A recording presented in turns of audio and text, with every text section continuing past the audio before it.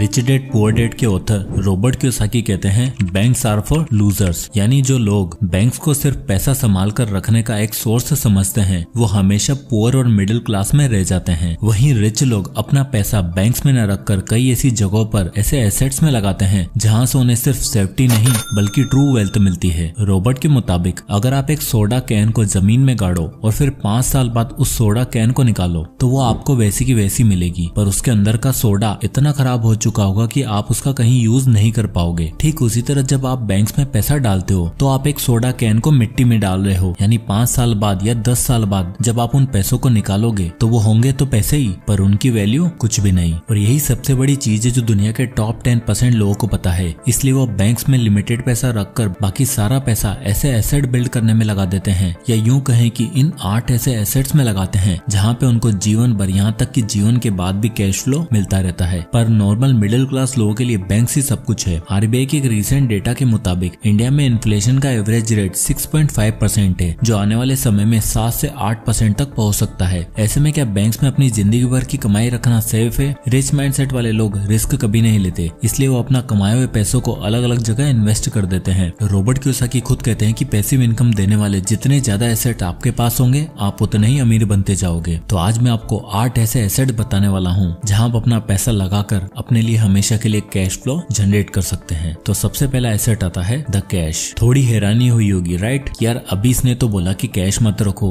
और अब खुद ही कैश को एसेट बता रहा है। तो मैं आपको बता दूं कि यहाँ मैं बैंक में रखे आपकी एफडी की बात नहीं कर रहा, बल्कि मैं रेडी कैश की बात कर रहा हूँ। रेडी कैश यानी वो पैसा जो आप एक नई अपॉर्चुनिटी देखकर तुरंत उसमें इन्वेस्ट कर सको। अब देखा जाए तो बैंक आपको 4 से 5% का इंटरेस्ट देता है, पर आने वाले समय में महंगाई 8% से बढ़ने वाली है, यानी देखा जाए तो बैंक में पड़े पड़े आपका पैसा वैसे भी डी वैल्यू हो रहा है। इसलिए उस पैसों को पड़े रहने देने से अच्छा है उसे रेडी कैश की तरह इस्तेमाल करो और जो भी नई अपॉर्चुनिटी दिखाई दे उसमें तुरंत टाइम रहते इन्वेस्ट कर दो, वरना फिर आपकी तरह आपके बच्चे भी आपको कोसेंगे कि यार काश पापा ने 2002 में एमआरएफ के स्टॉक ले लिए होते। रिच माइंडसेट वाले लोग इस बात को बड़े अच्छे से समझते हैं, तभी रिलायंस जैसी कंपनी जिसका बस नाम सुनते ही इन्वेस्टर दौड़े चले आते हैं, उनके पास 2.1 लाख करोड़ का कैश रिजर्व है। टाटा ग्रुप हर साल 60,000 करोड़ का कैश रिजर्व मेंटेन करता है। यहाँ तक कि अभी आए रिसेंट न्यूज में आप देख ही सकते हो, दुनिया के सबसे बड़े इन्वेस्टर वॉरेन बफेट ने अपनी एप्पल कंपनी की होल्डिंग को लिक्विडेट करके आज $325 बिलियन का कैश रिजर्व पे खड़े हैं। कैश रखने का पीछे इन अमीर लोगों के 2 रीजन होते हैं। पहला तो invest in the right opportunity at the right time. अमीर लोगों का मानना होता है कि दुनिया अपॉर्चुनिटी का पिटारा है, इसलिए जब भी कोई बेटर इन्वेस्टमेंट आपके दरवाजे पर आए तो आप उस समय अपने कैश के साथ रेडी रहो। मोस्टली लोगों के कैश रखने के पीछे यही रीजन होते हैं। और दूसरा रीजन आता है to earn high interest. Cash होने से आपको राइट टाइम और बेस्ट प्राइस में डील तो मिल ही जाती है, साथ ही अमीर लोग अपने पास रखा पैसा हाई इंटरेस्ट रेट पर भी देते हैं, जिससे उन्हें ईयरली एक फिक्स इनकम आती रहती है। इसलिए सक्सेस कब कहां कौन से दरवाजे पर आ जाए, be ready with the cash. Cash के बाद अगला और सबसे बड़ा एसेट आता है asset number 2, real estate investment. आज की डेट में कोई भी नहीं चाहता कि वो जिंदगी भर 9 to 5 की जॉब में फंसा रहे, इसलिए लोग ऐसे एसेट में पैसा लगाना ज्यादा पसंद करते हैं जहां से उन्हें सिर्फ एक ही नहीं बल्कि मल्टीपल इनकम सोर्स मिले, जिसके लिए रियल एस्टेट प्रॉपर्टी एक बेस्ट एसेट है। इंडिया में अगर रियल एस्टेट का मार्केट साइज देखा जाए तो साल 2030 तक ये $1 ट्रिलियन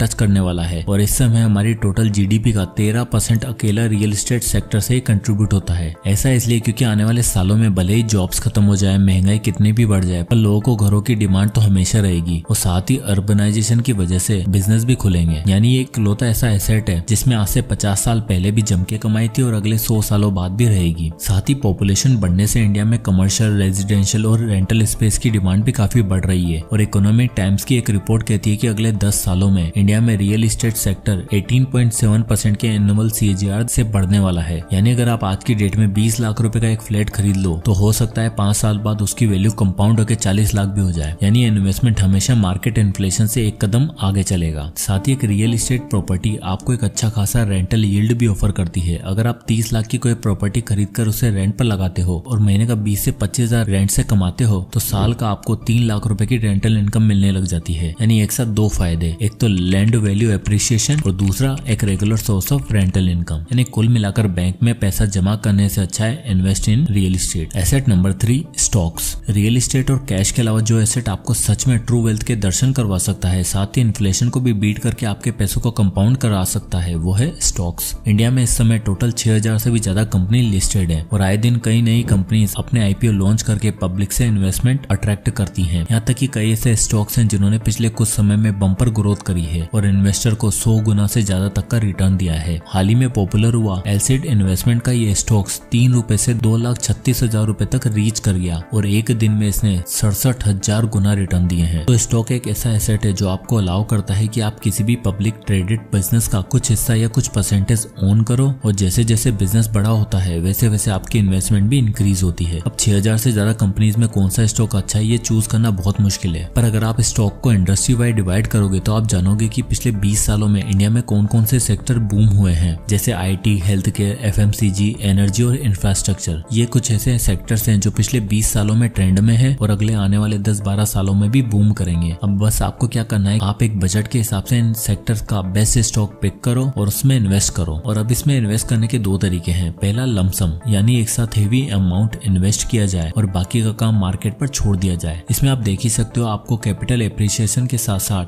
डिविडेंड भी मिलता है, यानी डबल इनकम पोटेंशियल। यहाँ आप देख ही सकते हो कि आपकी 5 लाख की इन्वेस्टमेंट 10 साल बाद 23 लाख की बन गई और उस पर मिलने वाला डिविडेंड 47,000 रुपए है, यानी बिना कुछ किए 47,000 की एक्स्ट्रा इनकम। दूसरा स्टॉक में इन्वेस्ट करने का तरीका है SIP। आप अपने सिलेक्टेड स्टॉक्स में एक साथ सारा पैसा ना लगाकर हर महीने 2 से 3,000 रुपए भी इन्वेस्ट कर सकते हो। अब यहाँ देख ही सकते हो कि अगर आप 15% के एनुअल रिटर्न वाले स्टॉक्स में 3,000 पर मंथ इन्वेस्ट करते हो तो 10 साल बाद आपकी इन्वेस्टमेंट हो जाएगी 8,35,000 रुपए की। वही 20 साल बाद 3,000 आपको 45 लाख बनाकर देगा, जो आराम से सभी मार्केट इन्फ्लेशन को बीट करता हुआ आपको वेल्थी बनाएगा। Asset number 4, licensing. लाइसेंसिंग का मतलब है एक ऐसा एग्रीमेंट जिसमें आपके द्वारा बनाया गया कोई भी डिजाइन, आर्ट, टेक्नोलॉजी आप किसी दूसरे को देते हो और बदले में उसकी सेल्स का कुछ परसेंटेज कमीशन अर्न करते हो। एग्जाम्पल के लिए मई 2018 में नेस्ले और स्टारबक्स ने $7.5 बिलियन की एक लाइसेंस डील करी, जिसमें नेस्ले ने $7.5 बिलियन कैश के बदले स्टारबक्स से एक्सक्लूसिव राइट खरीदे ताकि वो स्टारबक्स के प्रोडक्ट जैसे कि कॉफी, टी, बीन्स को दुनिया भर में बेच सके और इसके बदले में स्टारबक्स को टोटल सेल्स का कुछ कमीशन भी मिलेगा, यानी $7 बिलियन प्लस कमीशन। ठीक इसी तरह माइक्रोसॉफ्ट हर कंप्यूटर कंपनी के साथ लाइसेंस एग्रीमेंट में है क्योंकि विंडोज सॉफ्टवेयर उनका है और हर नई कंप्यूटर कंपनी जिसमें विंडोज सपोर्ट होता है उसे माइक्रोसॉफ्ट के साथ डील करनी पड़ती है ताकि उनके कंप्यूटर्स या लैपटॉप में विंडोज सपोर्ट करे, जिससे उन्हें डील का पैसा प्लस में सेल्स पर रॉयल्टी अलग मिलती है। अब ये तो बड़ी बड़ी कंपनीज की बात हो गई, पर आप क्या कर सकते हो? आप आज की डेट में AI की मदद से डिजाइन और टैग बना सकते हो। एग्जाम्पल के लिए आपने एक लोगो रेडी किया जिसमें ऊपर ब्रांड का नाम दिखता है और ट्विस्ट करके उसकी प्रोडक्ट डिटेल। और अब मान लो किसी पैक्ड फूड कंपनी को आपका ये आइडिया पसंद आया तो आप उनके साथ लाइसेंस एग्रीमेंट साइन कर सकते हो और अपने लिए recurring passive income source build कर सकते हो। एसेट नंबर 5,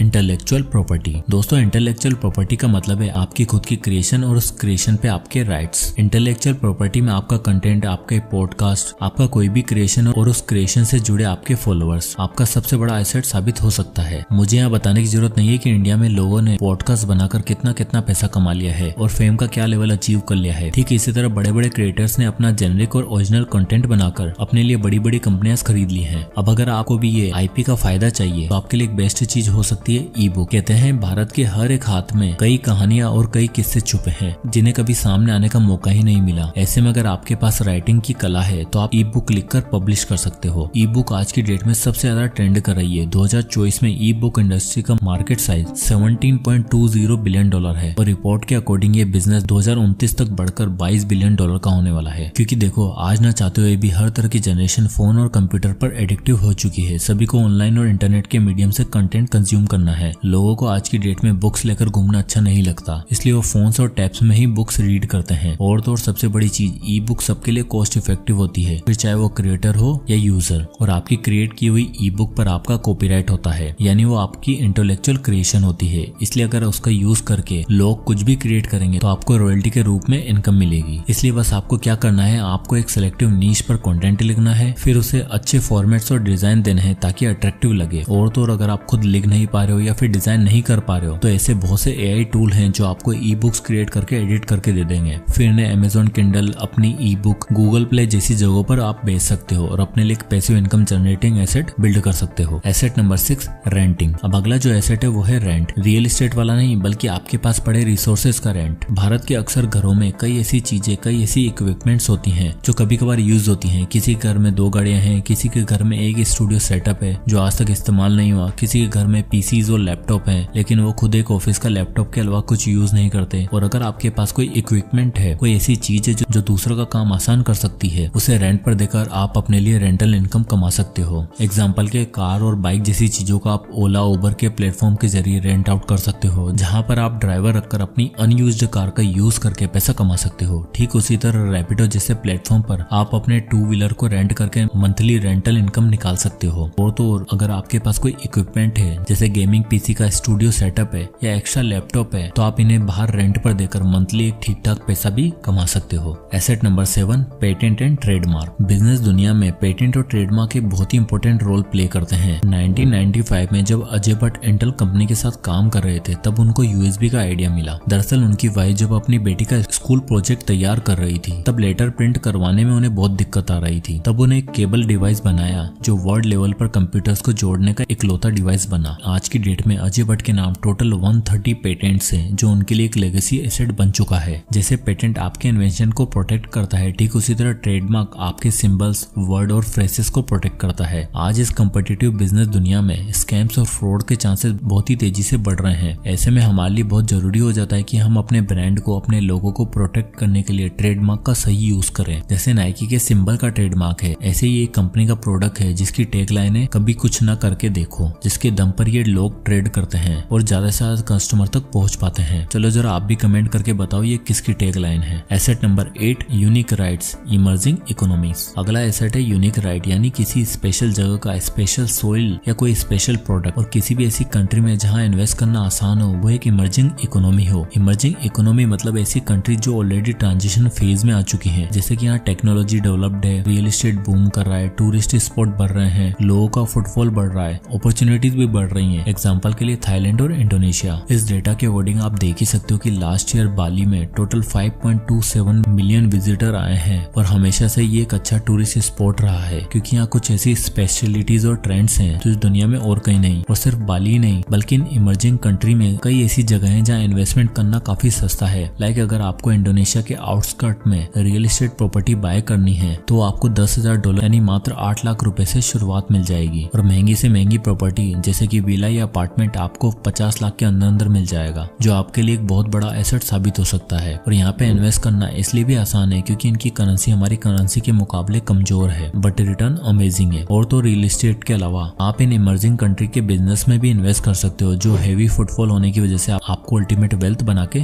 दे सकता है। तो बैंक में अपना पैसा रखे रखे आप अपने पैसे पर मुश्किल से 5 से 10 हजार एक्स्ट्रा अर्न कर लोगे, जबकि उस पैसों का पोटेंशियल 10 से 50 लाख रुपए का है। अब जो लोग इस बात को नहीं समझते, वो नौकरी के दौरान अपने मालिक के लिए काम करके उनको अमीर बनाते हैं और उनसे मिलने वाले पैसों को बैंक में रखकर बैंक्स को, बट खुद कभी अमीर नहीं बन पाते। इसलिए इस साल 2025 में इन 8 एसेट में इन्वेस्ट करो और अपने आने वाले सालों को फाइनेंशियली फ्री बनाओ। जय हिंद।